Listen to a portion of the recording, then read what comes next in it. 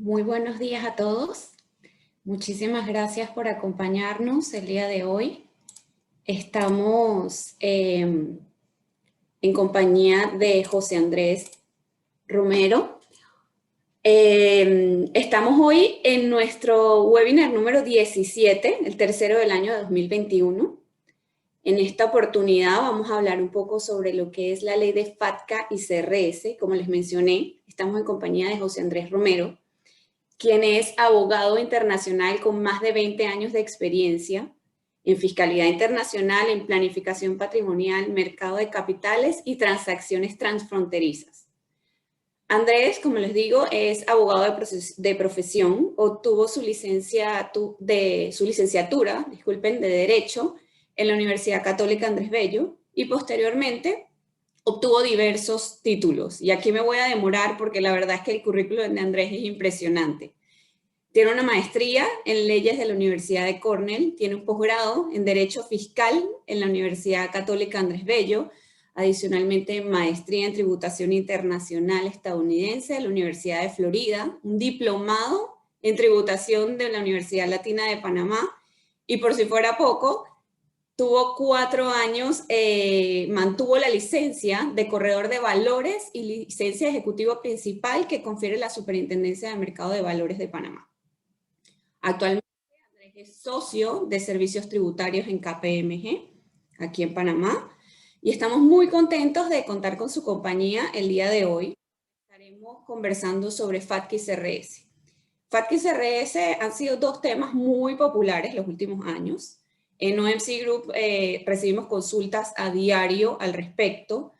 Lo que buscamos con este webinar es básicamente darles una visión general y de carácter informativo, ya que sabemos que pues, cada caso requiere un análisis y requiere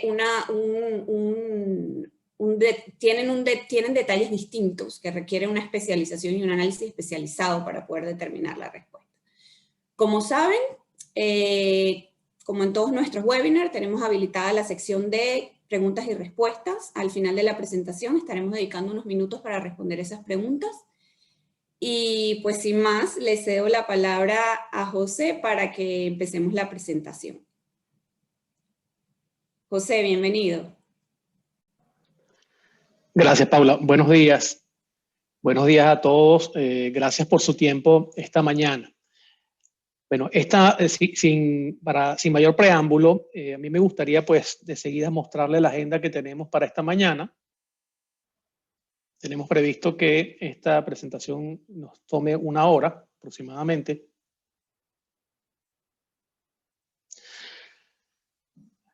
Verán que la agenda que tenemos en pantalla es una agenda que da una visión macro sobre la normativa FATCA y CRS.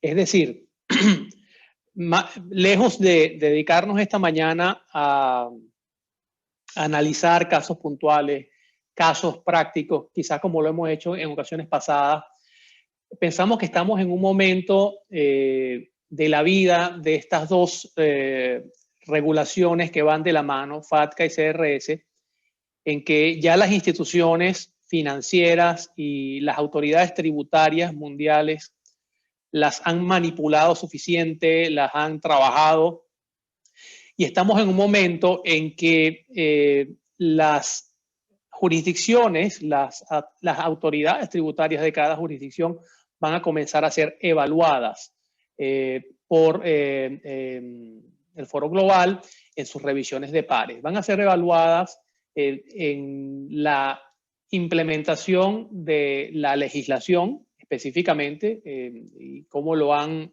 aterrizado cada quien en su país específico. Y van a ser evaluadas también en cómo han hecho que esa regulación, más allá de la mera implementación a nivel legislativo, en efecto esté siendo aplicada y su cumplimiento esté siendo verificado e inspeccionado por las autoridades tributarias. Es decir, llegó el momento en que a las autoridades tributarias de cada país se les va a exigir que demuestren que están cumpliendo en efecto, que están haciendo cumplir, mejor dicho, esta regulación en cada quien en su país, Y por supuesto, en la otra cara de la moneda va a ser que las autoridades competentes en cada país van a exigirle a las instituciones financieras que están bajo su jurisdicción que cumplan con la legislación. Es decir, llegó el momento de las inspecciones, llegó el momento en que a las instituciones financieras se les va a revisar que en efecto están cumpliendo con esta legislación en todos los aspectos, en todas las facetas de cumplimiento que requieren estas legislaciones, tanto FATCA como CRS. Entonces, nuestro primer punto de agenda va a ser revisión FATCA y CRS. La entidad es una institución financiera, es una pregunta que nos hacemos. Primero que todo, cuando tenemos que analizar a una entidad, sea cual sea, ¿qué se considera cuenta financiera en una institución financiera? El diseño de procesos para administración de riesgos en una administración financiera, en una institución financiera, áreas fundamentales para verificar dicho cumplimiento, el gobierno corporativo, la debida diligencia y los reportes, el ciclo de vida del cliente y por último, pues el diagnóstico de incumplimiento con el intercambio automático de información. Toda entidad, lo primero que tiene que dilucidar acerca de sí misma, cuando digo entidad me refiero a todo aquello que sea un patrimonio separado y que no sea una persona natural, es decir, una entidad puede ser tanto una sociedad anónima como un fideicomiso, una fundación, en fin, independientemente de la forma jurídica, siempre y cuando se trate de un patrimonio separado y no sea una persona natural, a ese patrimonio lo vamos a llamar entidad, tenga o no tenga personalidad jurídica. Entonces, esa entidad es una institución financiera, es lo primero que debe preguntarse a sí misma toda entidad. Porque si es institución financiera, entonces le corresponde cumplir tanto con FATCA como con el CRS.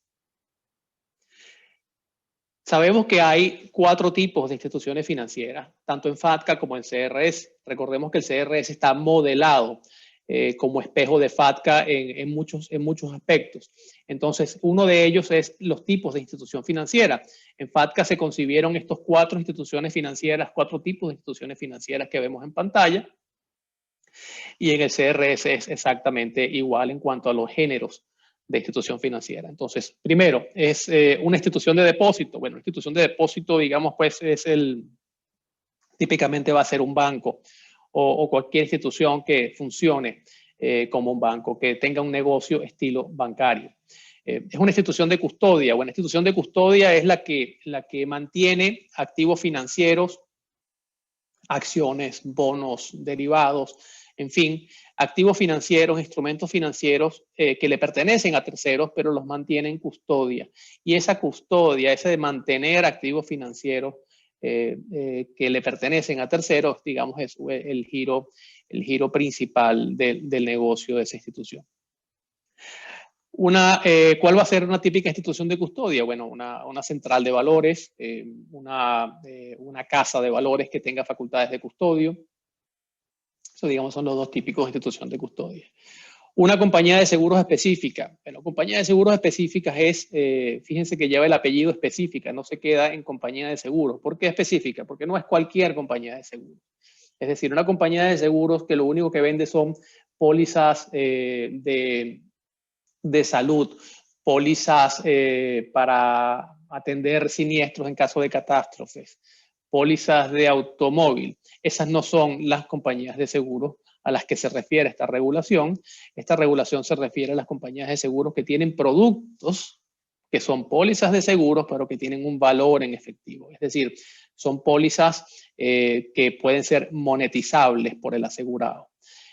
Pueden ser dadas en prenda, en garantía de obligaciones, se puede pedir prestado dinero contra la póliza, en fin, pues todos esos productos de seguros contra los cuales se puede obtener una monetización, esas son las pólizas de seguro que típicamente van a calificar a la compañía de seguros que venda ese tipo de productos como compañía de seguros específica. Y por lo tanto va a estar alcanzada por esta regulación FATCA y CRS.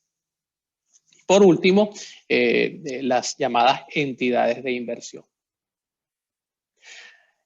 Las entidades de inversión en las que nos vamos a concentrar en esta charla durante pues, el transcurso de ella, utilizándolas como ejemplo. Son esas entidades utilizadas típicamente por clientes privados. Entidades utilizadas por clientes privados para su planificación patrimonial, personal o familiar. Es decir, una persona, digamos, residente podría ser en España, llega a Panamá o al Uruguay o cualquier otra jurisdicción que donde existan pues, empresas que se dedican a la constitución de entidades para clientes privados, llega y le compra una entidad y resulta que esa entidad es única y exclusivamente para apertura de cuentas bancarias a través de la entidad, para apertura de portafolios de inversión a través de la entidad, para inversión en fondos mutuales a través de la entidad. Entonces, ese tipo de entidad se llamará entidad de inversión en la medida que esté típicamente administrada por una institución financiera de manera discrecional y profesional. Entonces, cuando una sociedad anónima se utiliza para abrir un portafolio de inversión y esa sociedad anónima le otorga un mandato de gestión discrecional a una institución financiera para que gestione bajo su criterio las inversiones que haga esa sociedad anónima. Entonces, por el hecho de la existencia de ese mandato de gestión discrecional, esa entidad, sociedad anónima, que su único propósito pues, es mantener esos activos financieros en un portafolio y que están siendo administrados, gestionados discrecionalmente por una institución financiera, esa sociedad anónima va a ser clasificada tanto bajo FATCA como el CRS como una entidad de inversión. Y por ser entidad de inversión, fíjense que forma uno de los 4 bloques que tenemos en pantalla y por lo tanto es institución financiera. ¿Qué significa eso? Que la alcanza FATCA y CRS y que bajo estos marcos legislativos, normativos, se espera que esa entidad de inversión cumpla con FATCA y el CRS con la misma rigurosidad que lo haría un banco, que lo haría una central de valores, una compañía, una casa de valores, o lo haría una compañía de seguros específicas. Es decir, es una pequeña institución financiera, pero debe cumplir con la regulación tal cual como la cumple un banco, una institución de custodia o una compañía de seguros específica.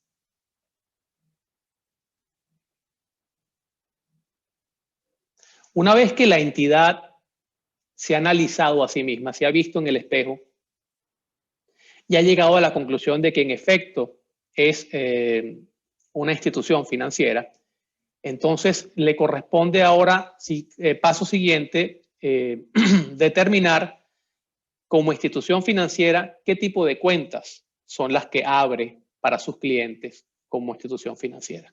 Pues en un banco está muy sencillo determinar eso, porque bueno, un banco como institución de depósitos sabemos que abre para sus clientes cuentas de ahorro, cuentas corrientes, certificados de depósito a plazo, en fin, cualquier producto de depósito que el banco venda o cualquier servicio que el banco preste a sus cuentavientes que sean considerados como cuenta financiera, cuenta de depósito, esas son las que les corresponde al banco pues atender para los efectos de FATCA y el CRS. En una institución de custodia, bueno, no se abren cuentas de depósito, es decir, una institución de custodia no se dedica a captación de dinero del público para abrir cuentas y prestar el dinero que recibe en depósito, sino que la institución de custodia recibe activos financieros. Activos financieros que mantiene en custodia para beneficio de terceros. ¿Cuál es la diferencia? Bueno, que el banco, cuando el banco recibe $1 en depósito, el banco se hace dueño de ese dólar. Entonces, ese dólar va a afectar el balance del banco. Es decir, el banco va a mostrar $1 en el activo, va a mostrar $1 en el pasivo. El banco se hace dueño de ese dinero para poder intermediar con él. Mientras que una casa de valores, una central de valores, una institución de custodia no se hace dueña de los activos que recibe en custodia, sino que los mantiene en custodia, los mantiene resguardados en beneficio de esos terceros que son los verdaderos dueños de de esos activos. ¿Y esos quiénes son? Bueno, esos dueños de los activos van a ser los clientes de esa institución de custodia, se les llama cuentavientes, y la institución de custodia va a abrir cuentas de custodia para esos clientes suyos, que se llaman cuentavientes.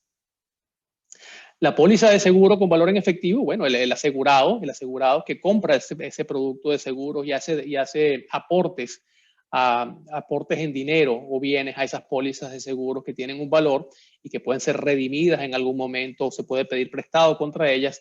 Esa persona, ese asegurado, se considera cuentaviente. Y esa póliza de seguro con valor en efectivo se considera una cuenta financiera abierta por la compañía de seguros específica. Y por último, llegamos a las participaciones en capital y participaciones en deuda. Que es que estas son quizás las más difíciles de vislumbrar cuando estamos haciendo los análisis, porque a la persona que no está trabajando en estos temas de manera habitual, al cliente común, al cliente privado, le cuesta entender cómo es posible que su institución financiera, que su entidad, su sociedad anónima, que le compró a su proveedor de servicios corporativos, pueda ser considerada una institución financiera, y que como institución financiera pueda incluso llegarse a pensar que esa sociedad anónima abre cuentas financieras para alguien. Si resulta pues que esa sociedad anónima es una entidad básicamente de papel, con una contabilidad muy sencilla, ella la tiene guardada en una gaveta, ahí no hay empleados, ahí no hay oficinas, simplemente una entidad de papel, pero esa entidad de papel está siendo vista como una institución financiera, y adicionalmente, como consecuencia de ello, resulta pues que esa institución financiera que llamamos entidad de inversión abre cuentas financieras para unos cuentavientes. Entonces, esa cuenta financiera se llama participación en el capital o participación en deuda en esa entidad de inversión. Y a los titulares de esas participaciones en el capital o participaciones en deuda emitida por la entidad de inversión se les va a considerar cuentavientes en la entidad de inversión. En una sociedad anónima que sea entidad de inversión, típicamente pues los cuentavientes van a ser los accionistas los accionistas en la sociedad anónima, y cualquier persona que tenga una acreencia contra la sociedad se le va a considerar que tiene una participación en deuda emitida por la sociedad, o por este caso pues la entidad de inversión.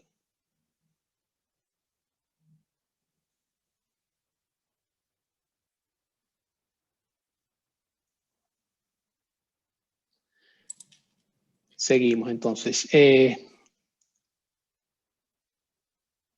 Habiendo visto recapitulando un poco lo que hemos visto hasta este momento, los tipos de institución financiera, repito, institución de depósito, institución de custodia, compañía de seguros específicas y entidad de inversión, habiendo visto qué es cuenta financiera en cada tipo de institución financiera, es decir, cuentas de depósito, cuentas de custodia, pólizas de seguro con valor en efectivo, y participaciones en capital y participación en deuda en una entidad de inversión. Como estamos hablando de instituciones financieras que están reguladas por FATCA y el CRS en cuanto a los cumplimientos que deben llevar a cabo, pues tenemos que a cada institución financiera le corresponde administrar los riesgos que conlleva el cumplimiento con esta regulación. Es decir, debe mapear con absoluta claridad cuáles son los riesgos que, dadas las características particulares de esta institución financiera, cuáles son esos riesgos a los que se enfrenta si no cumple de manera efectiva con la regulación. Esos riesgos van a ser distintos en una institución de depósito a los que pueda tener una institución de custodia, una compañía de seguros específicas o una entidad de inversión. Son distintos riesgos, son instituciones financieras, porque son instituciones financieras de distinta naturaleza. Lo que es cuenta financiera en una no es cuenta financiera en la otra. y por lo tanto quien es cuentaviente en una tampoco es cuentaviente en la otra. Entonces los riesgos van a derivar de la naturaleza específica de la institución financiera y le corresponde a la propia institución financiera identificar cuáles son esos riesgos que tiene que enfrentar en particular. Luego, una vez identificados esos riesgos, la institución financiera debe priorizar cuáles son los más importantes para atender. Un segundo. ¿Cuáles son los más importantes? ¿Cuáles son los que debe atender con prioridad? Nuevamente, eso va a depender pues, del tipo de institución. Una vez que tiene identificados esos riesgos y los ha jerarquizado en orden de importancia, debe identificar cuál es la raíz de cada uno de esos riesgos. Y la raíz de cada uno de esos riesgos, repito, pues va a ser distinta en cada institución. Quizás haya una y otra institución financiera de la misma naturaleza que la raíz de esos riesgos sea en común, digamos, porque son temas que pueden presentarse análogamente en situaciones similares. Pero la raíz del riesgo debe ser identificada. Es decir, de este riesgo que estoy enfrentando, por ejemplo, de que en el momento de una apertura de cuenta, por traer a colación ese aspecto, ese riesgo que estoy identificando al momento de abrir una cuenta, consiste en que el empleado o la persona en mi institución que está colaborando con la documentación que debe traer ese cliente o ese cuentaviente a la institución financiera, revisar esa documentación y ver si la documentación es razonable, es válida, la autocertificación para apertura de cuenta está correctamente llenada, etcétera. Se debe a que el riesgo que está enfrentando consiste en que esa persona o esas personas que están colaborando con la apertura de la cuenta desde el flanco de la institución no están entrenadas, no están capacitadas, entonces ese riesgo sería pues la raíz de ese riesgo sería pues que las personas no están capacitadas. Entonces, ¿cómo se aborda ese riesgo? Pues, obviamente, capacitando a las personas. Entonces, esa capacitación debería ir enfocada específicamente para atender los riesgos que tiene esa institución financiera en específico. Es decir, de nada le sirve a una entidad de inversión, que es digamos, una estructura de planificación familiar, de activos financieros familiares, de nada le sirve aplicarle a una entidad de inversión una capacitación de cumplimiento FATCA y CRS que esté enfocada en negocio bancario. Es decir, los riesgos, porque el negocio bancario es otro, el volumen que se maneja es definitivamente muchísimo mayor y el tipo de debida diligencia que se va a hacer en un banco es mucho más universal, abarca todo tipo de posibles cuentavientes, mientras que en la entidad de inversión podemos circunscribir la debida diligencia a los casos específicos que sabemos que se van a presentar en esa entidad de inversión y entrenar a la persona que tiene que documentar y mantener al día la documentación de esa entidad de inversión en los aspectos específicos que corresponden a esa entidad de inversión y su funcionamiento. Una vez analizada la raíz de todos los riesgos, entonces establecer un programa de cumplimiento y de monitoreo. Una vez entrenadas las personas, hay que establecer, aunque puede ser desde un documento bastante complejo, como puede ser para el banco, o una central de valores, o una compañía de seguros específica, un programa de cumplimiento FATCA y CRS que va a incluir tanto la debida diligencia como los reportes, y quién hace qué en cada una pues, de estas instituciones, qué departamento de la institución, qué gerente, qué supervisor, qué persona se encarga de cada función en el flujo de cumplimiento FATCA y CRS, establecer pues esas políticas de procedimientos por escrito. Y una vez pues que están establecidas esas políticas de procedimientos por escrito, hacerle seguimiento a cada una de las posiciones dentro de la organización que tienen una labor, un rol fundamental en que ese cumplimiento se lleve a cabo, pues hacerle seguimiento para que haya, es decir, un monitoreo constante que puede ser con la periodicidad que decida la institución financiera para verificar que cada una de las funciones se están cumpliendo a cabalidad. Entonces, Se trata pues de diseñar un proceso, es importantísimo diseñar un proceso para la administración de los riesgos que atañen directamente a la institución específica según el tipo de institución financiera que sea. Nuevamente pueden haber procesos de gestión de riesgos muy parecidos cuando la institución financiera, por ejemplo, entre los bancos pueden tener procedimientos muy similares, aunque no idénticos, no van a ser nunca idénticos, pero muy similares, pero siempre van a ser muy distintos, por ejemplo, los que pueda llevar una compañía de seguros específica frente al banco o una institución de custodia frente al banco, y mucho más aún en el caso de las entidades de inversión, que son pues, vehículos utilizados para administración patrimonial familiar. Muy distinto pues a un banco o una compañía de seguros o a una institución de custodia. José, me voy a permitir interrumpirte un segundito a ver si consultamos a nuestra audiencia con una pequeña encuesta que voy a compartir en este momento.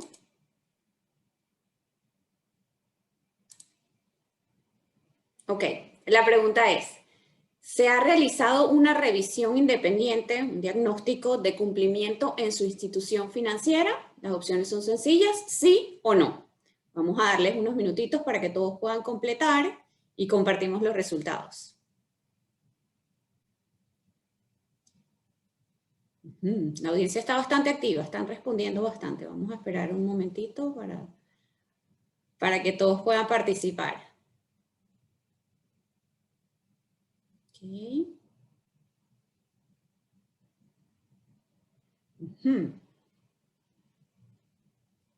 No han parado, por eso no les he compartido, pero aquí voy a compartir los resultados. Ok, como verán, hay un 60% que dice que sí, que su institución financiera ha tenido una revisión, un diagnóstico, y un 40% que dice que no. ¿Qué te parece, José Andrés? Sumamente interesante. A ver, ese 60% que dice que sí ha tenido una revisión independiente, bueno, simplemente para aclarar a qué se refería esa pregunta del poll y para que las personas que respondieron sí o no, pues puedan corroborar en que en efecto respondieron de una manera que es consona con su realidad. Una revisión independiente es básicamente equivalente a una auditoría. No lo llamamos auditoría porque no se refiere al análisis de los estados financieros de esa entidad, de esa institución financiera, para dar un informe independiente de auditoría, pero sí se refiere a la revisión, a la revisión de cada una de las funciones de cumplimiento en FATCA y CRS, cumplimiento en debida diligencia, cumplimiento incluso a nivel de retenciones, para el caso específico de FATCA, no así en el CRS, en aquellos aspectos pues, de FATCA que conllevan retenciones de impuestos sobre la renta federal.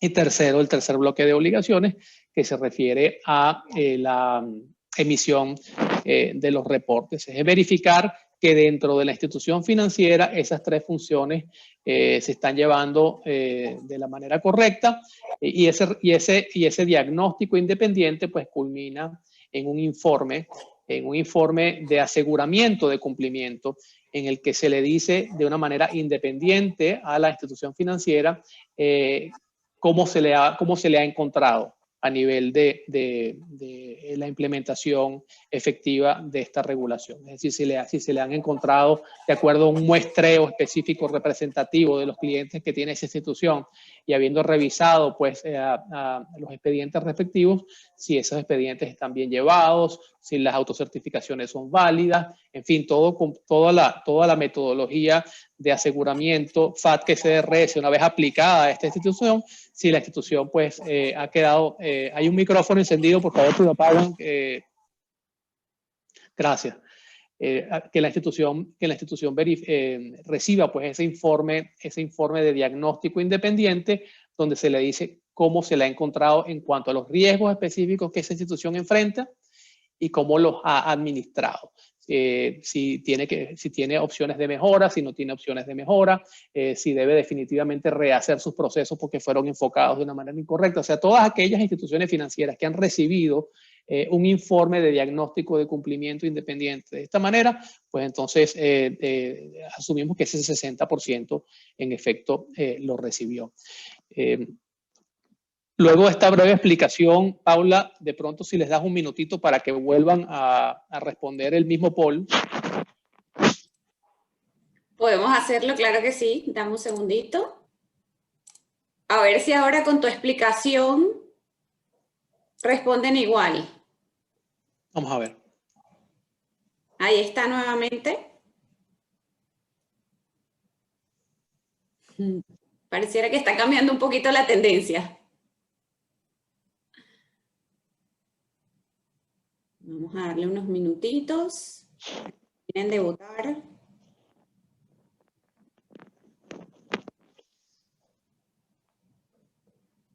Ok. Voy a cerrar acá. Ahora queda un poco más. Ok, aquí tienes los resultados. Varió un poquito. Excelente. Sí, 44% dice que sí y un 56% dice que no. Así que sí, cambió versus la anterior. Bueno, te dejo continuar. Gracias, seguimos adelante acá.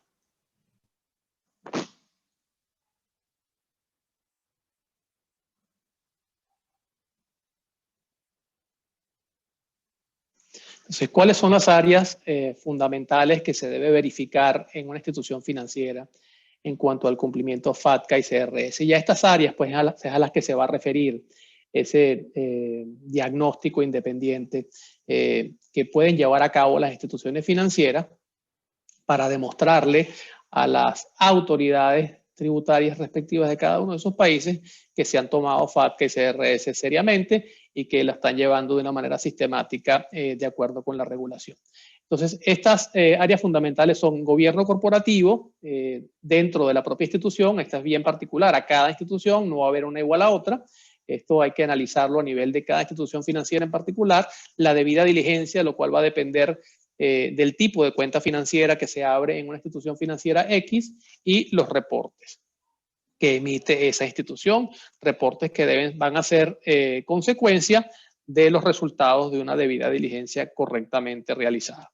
Cuando la debida diligencia no está correctamente realizada y una cuenta X, luego de llevada a cabo esa debida diligencia de una manera incorrecta, esa cuenta X la tenemos como cuenta no reportable, entonces ahí hay pues un riesgo de incumplimiento y el caso contrario también aplica. Pues cuando una cuenta se ha calificado como reportable debido a una debida diligencia claramente, de manera muy clara, llevada a cabo incorrectamente.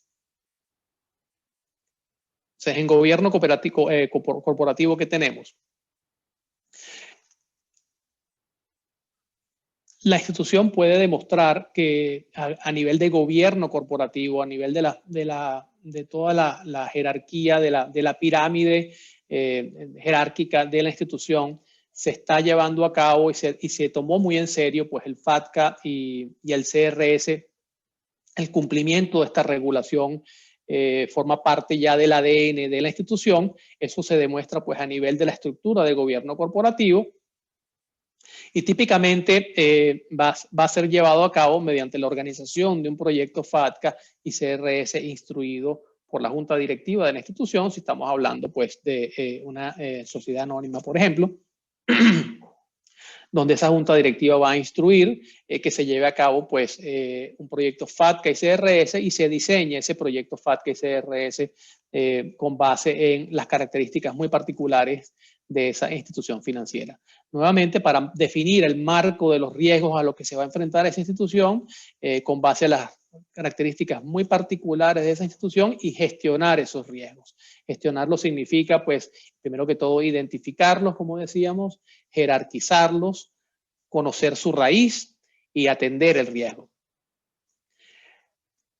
Identificar dentro de la jerarquía de la institución los roles de cada quien. en ese proyecto FATCA y CRS.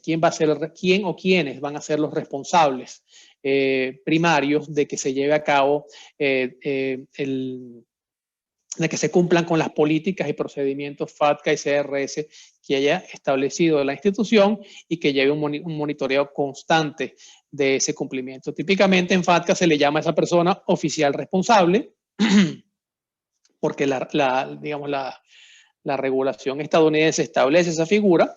Sin embargo, en el CRS no existe el oficial responsable, pero es totalmente factible, viable, válido que la institución a lo interno designe un oficial responsable para el CRS también, y muy aconsejable que esa persona o esas dos personas, que puedan ser dos o tres las que sean, dependiendo del tamaño de la institución, esas personas que sean designadas como oficiales responsables para FATCA y CRS sean, pues digamos, una sugerencia, sean personas que trabajen en equipo y que sepan que está haciendo, las labores que está llevando a cabo una persona sean conocidas por las labores, sean conocidas por la persona, por todas las personas que forman parte del equipo. Es decir, que los que se encuentren trabajando con FATCA también estén trabajando con el CRS, porque son dos regulaciones que se tocan y en lo posible, pues la institución financiera tiene la facultad de establecer procedimientos FATCA y CRS que vayan en paralelo, que vayan en línea, que estén totalmente en sintonía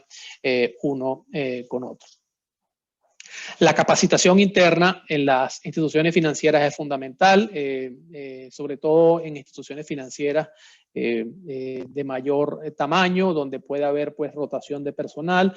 Nuestra sugerencia es que por lo menos una vez al año al personal se le instruya acerca del cumplimiento FATCA y CRS dentro de la institución.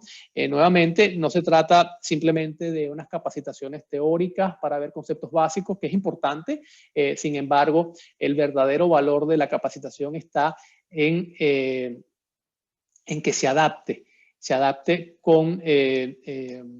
que se acople a las características particulares de esa institución financiera. Es decir, que esa capacitación esté diseñada con base a la gestión de los riesgos propios de esa institución financiera. Que esa institución financiera conozca cuáles son sus riesgos, los tenga identificado, conozca las causas de esos riesgos y en un escenario ideal, pues esa capacitación estaría enfocada a atacar las raíces de esos riesgos. ¿Para qué? Bueno, para que crear los alertas dentro de la institución, para que las personas a cargo y cuya labor es fundamental en paliar esos riesgos estén al tanto pues de la importancia y de la relevancia de su función y estén claros en cuáles son las funciones, cuáles son las tareas que tienen que cumplir para mitigar esos riesgos. Y como cuarto bloque, pues la documentación y el monitoreo. La documentación que utilice la institución para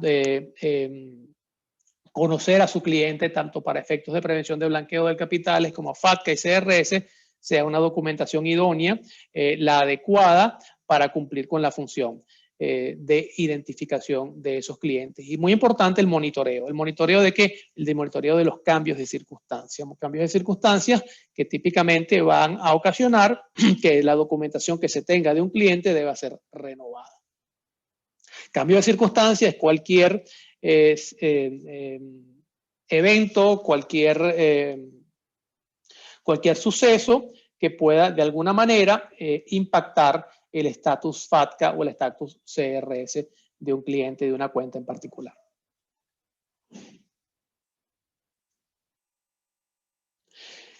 En la debida diligencia, específicamente hablando de ella, la validación de los documentos es muy importante. Es decir, la autocertificación que entregue un cliente, un cuentaviente a la institución financiera donde está abriendo la cuenta, la autocertificación debe ser conteste con la documentación adicional que se tenga y se reciba de ese cliente para los efectos de la apertura de la cuenta. Entonces, cuando verificamos la razonabilidad de una autocertificación, esa razonabilidad de la autocertificación de la cual depende su validez, consiste en verificar que lo que está dicho en la autocertificación acerca del cliente, en efecto es reflejo del resto de la documentación que se tiene acerca de ese mismo cliente y de que no hay incoherencias. Y que si hay incoherencias y se han detectado, pues se han atendido esas incoherencias y han quedado debidamente explicadas y subsanadas a nivel del expediente del cliente. En cuanto al cambio de circunstancias, bueno, el típico va a ser el cambio de residencia, la mudanza de país de un cliente de un país a otro. Entonces, pues dejaría de ser residente en un país para convertirse en residente en otro país.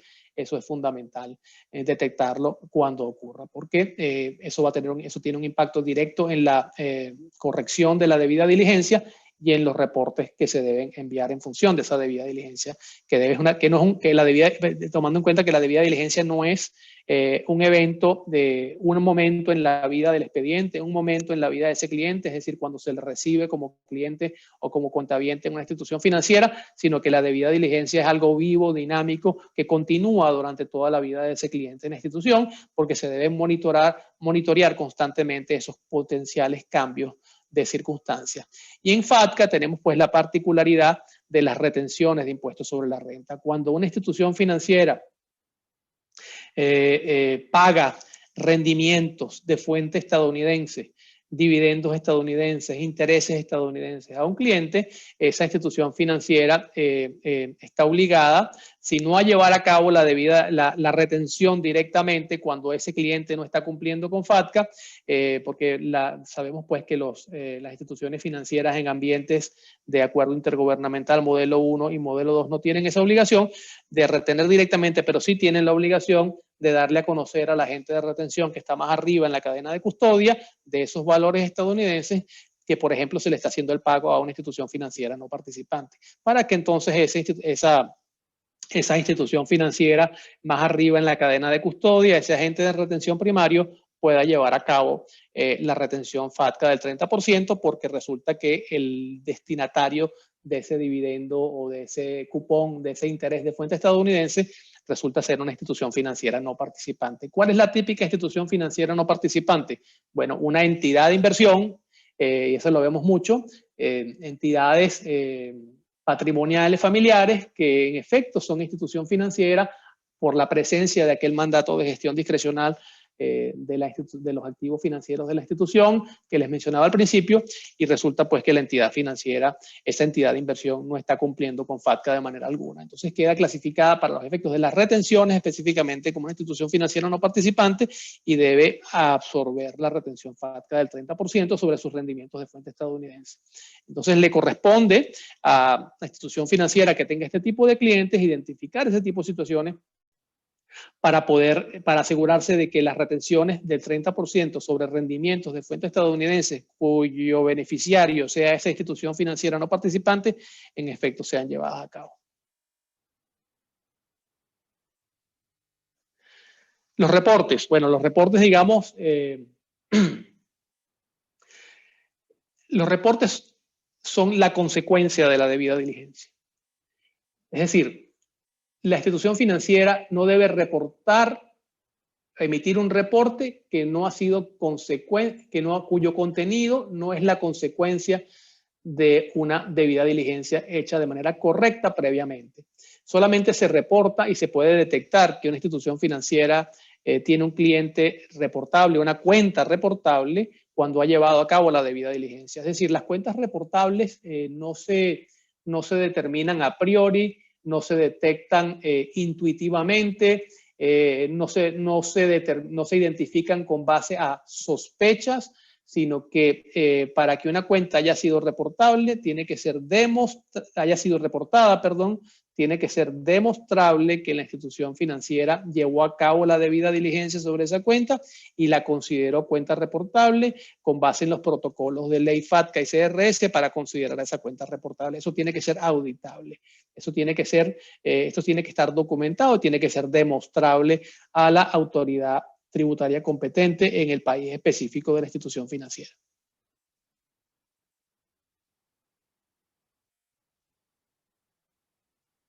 Entonces, en pantalla vemos un mapa esquemático del ciclo de vida de un cliente. veamos pues que la debida diligencia comienza con la apertura de la cuenta, pero continúa durante toda la vida de ese cliente, porque se deben monitorear los cambios de circunstancias. Esos cambios de circunstancias pues van a tener,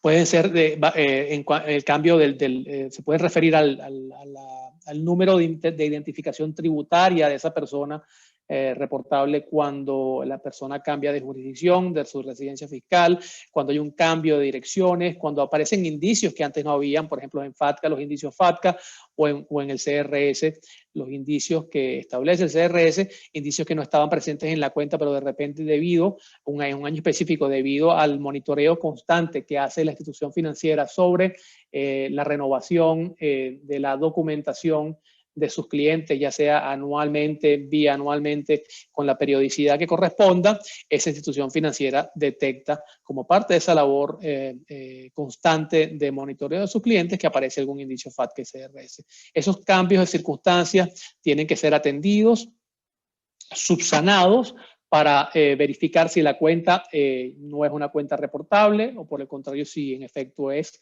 una cuenta reportable y si es reportable, a qué país es una cuenta reportable.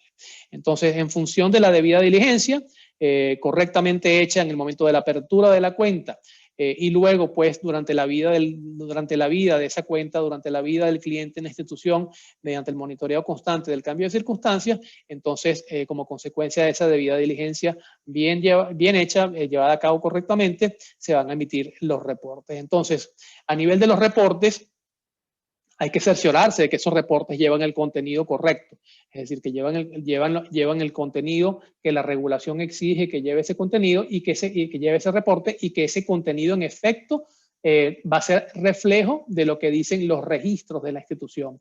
Hemos visto casos donde se hace la debida diligencia de manera correcta, se lleva un monitoreo constante de cambio de circunstancias, pero resulta que al momento de emitir los reportes, esos reportes pasan por muchas manos en estatus de borrador y se le hacen cambios, de manera que la primera persona que entregó la información correcta para producción del reporte no se da cuenta que esa información fue modificada durante el flujo de las funciones dentro de la institución para la producción del reporte final y resulta que el reporte sale equivocado a pesar de que la debida diligencia se hizo de manera correcta. De manera que cada función debe estar consciente de cuáles son los riesgos específicos que afrenta y que enfrenta al momento de cumplir con esta regulación, y eso va a depender también muchísimo del organigrama y la manera en que está organizada cada institución en particular, es decir, de su gobierno corporativo.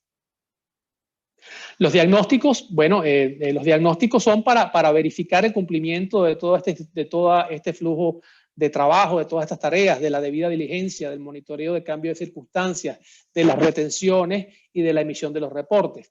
Entonces, con un informe independiente, con técnicas de aseguramiento que van enfocadas al perfil particular y al ADN específico de la institución financiera, la institución puede entender cuáles son sus riesgos específicos, cuáles son las raíces de esos riesgos, cómo debe enfrentarlos, cómo puede subsanarlos y cómo hacerle seguimiento en la vida de la institución. Y también, muy importante, puede demostrarle a la autoridad tributaria que en efecto está llevando a cabo y se ha tomado muy en serio de manera sistemática el cumplimiento FATCA y CRS.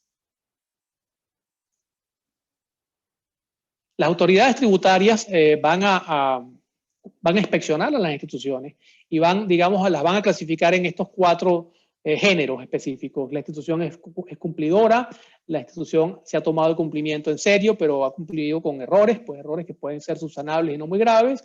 La institución ha sido negligente, es decir, que no ha atendido sus riesgos, no los ha entendido ni siquiera cuáles son sus riesgos, no sabe dónde están y se detectan errores repetidos en la institución por falta de atención. Eso es una institución negligente. O la otra, pues es la que simplemente ha ignorado la ley, no ha atendido las obligaciones que le corresponden y entonces ha sido totalmente incumplidora, digamos, pues a voluntad. Entonces, en los 2 primeros casos de cumplidora y cumplimiento con errores, pues muy probablemente las autoridades tributarias van a entender y van a ser comprensivas de lo que la institución haya llevado a cabo, las van a valorar de una manera justa, mientras que a las últimas dos, negligente, o la que ha sido totalmente ignorante de la ley, ha decidido no cumplir o cumplirla de una manera totalmente imprudente, sin realmente hacer estudios serios ni entender qué es lo que está haciendo. A esas instituciones pues probablemente le van a venir las penalidades y las multas, que pues sabemos que son multas dependiendo de cada jurisdicción, pero no son multas irrisorias, son multas importantes en cuanto a su cuantía en dinero. De manera que ya después, hasta aquí hemos llegado con la presentación para hoy, y creo que podemos ir con el último poll de la presentación. Muchas gracias, José. Sí, vamos a hacer la última encuesta. Acá se las estoy compartiendo. ¿Cómo calificaría el cumplimiento FATCA-CRS de su institución financiera? ¿En cumplimiento? ¿Parcialmente en cumplimiento? ¿En incumplimiento? ¿Sin conocimiento de la ley? ¿O simplemente no sé? Tienen varias opciones. Vamos a esperar que terminen acá de completar la encuesta y luego pasamos a lo que sería la sección de preguntas y respuestas. José, que todavía tenemos unos minutitos y la verdad es que tenemos bastantes, así que vamos a tratar de aprovecharlo. De acuerdo. Ok, unas últimas personas votando y bueno, voy a cerrar. Vamos a compartirles los resultados. Mira, nuestra audiencia considera, el 46% considera que está en cumplimiento, el 31% que está parcialmente en cumplimiento, el 5% dice que está en incumplimiento. Luego, no saben o sin conocimiento de la ley, el 3%, y también hay un 15% que simplemente no sabe y si está en cumplimiento o no. Interesante, ¿no? Vamos a ver. Muy interesante. Sí, yo diría, fíjate, con base a este poll, los últimos dos resultados sin conocimiento de la ley, y no sé, a los dos los agruparía en un 18%. 18, exacto. Y a ese 18% le sumaría el 5% que dice en incumplimiento, ¿no? Tendríamos un 23% de entidades, instituciones financieras que consideran ellas pues que están en incumplimiento. Las parcialmente en cumplimiento habría que ver por qué consideran que están parcialmente en incumplimiento, y las que están en cumplimiento, bueno, el 46%, eso es alentador. Es decir, que están preparadas para atender cualquier inspección de la administración tributaria y demostrarle a la administración tributaria que han llevado a cabo las tareas que tienen que llevar a cabo de una manera consistente, auditable, y que pues está realmente incrustado en el ADN de la institución ya a estas alturas pues de la vida de FATCA y CRS como parte de su cumplimiento y de su negocio diario. Magnífico. Perfecto, Andrés. Entonces vamos a continuar. Vamos a tratar de responder algunas de las preguntas que nos ha mandado la audiencia y por acá consultan. Si una sociedad que no tiene accionistas en Estados Unidos o no tiene accionistas US, deben cumplir con CRS. A ver, la pregunta le añadiríamos lo siguiente, es decir, no una sociedad, sino una sociedad que haya sido identificada, clasificada como entidad de inversión, y esa entidad de inversión no tiene accionistas, decía, ¿no? Esa entidad de inversión no tiene accionistas en los Estados Unidos, si debe cumplir con el CRS. Hay varios temas que atender en esa pregunta, pero digamos una respuesta corta y concisa sería, al ser entidad de inversión, esa sociedad anónima tiene que cumplir tanto con FATCA como con el CRS, con ambos, independientemente de que tenga o no tenga accionistas de los Estados Unidos o accionistas de cualquier otra jurisdicción. ¿Por qué? Porque recordemos que una institución financiera lo primero que tiene que hacer es analizarse, ver qué tipo de institución financiera es, y una vez que sabe qué tipo de institución financiera es, debe aplicar los mecanismos de debida diligencia que corresponden según la legislación de su país en específico, ya sea FATCA o CRS. De manera que al decir que tiene que llevar a cabo debida diligencia, pues ya estamos diciendo que la institución tiene que cumplir con FATCA y el CRS, porque si no lleva a cabo la debida diligencia, no puede saber si su cuenta, si las participaciones en el capital en esa sociedad anónima en efecto son o no son cuentas reportables. Solo una vez que se ha hecho la debida diligencia se puede determinar eso, de manera que solamente cumpliendo con FATCA o el CRS se puede saber si hay algo que reportar o no. Ok, perfecto. Muchas gracias. Tenemos otra pregunta que dice, en las pólizas de seguro tipo PPLI, las Private Placement Insurance, ¿quién es reportable? ¿El titular de la póliza, los beneficiarios o ambos? En el caso de una póliza de seguros con valor en efectivo, en principio el asegurado, aquel que tiene la facultad de designar beneficiarios y que tiene facultad de acceder al valor en efectivo que tenga esa póliza, esa va a ser la persona reportable. La que tiene capacidad de designar beneficiarios y tiene capacidad de acceder al valor en efectivo que representa la póliza. Ok. Aquí hay una, a ver qué opinas de esta. Preguntan si una sociedad offshore panameña con cuentas de inversiones en Estados Unidos es una entidad financiera. Nuevamente, y ese es un caso bien común. Esa sociedad anónima constituida en Panamá, que llamamos pues una sociedad offshore, no tiene operaciones en Panamá. Si esa sociedad anónima tiene esos activos financieros en una cuenta en los Estados Unidos y esos activos financieros están siendo gestionados discrecionalmente por una institución financiera, que típicamente va a ser la misma institución financiera donde tiene abierta la cuenta, es decir, se designa algún asesor dentro de la propia institución para que gestione en nombre de esa institución financiera en los Estados Unidos los activos financieros del cliente. Esa sociedad anónima, por el hecho de estar constituida en Panamá, a pesar en Panamá, porque FATCA no exige que esa entidad sea residente fiscal en Panamá, sino que basta con que esté incorporada u organizada con base en leyes panameñas, esa entidad va a ser una entidad de inversión y por lo tanto va a ser institución financiera panameña para los efectos de FATCA.